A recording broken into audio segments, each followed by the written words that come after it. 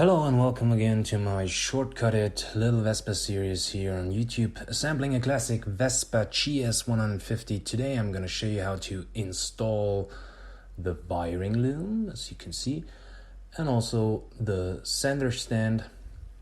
And we start with the wiring loom. I insert the wiring loom from behind with a cable, and then I'm placing all cables into their right spots.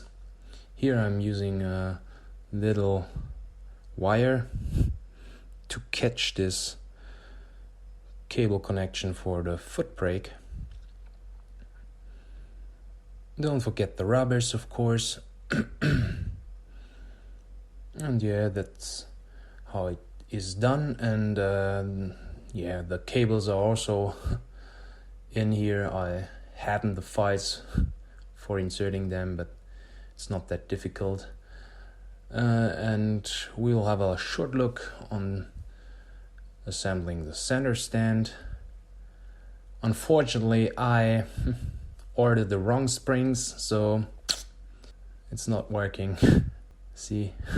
But after ordering the right springs, it works now very good.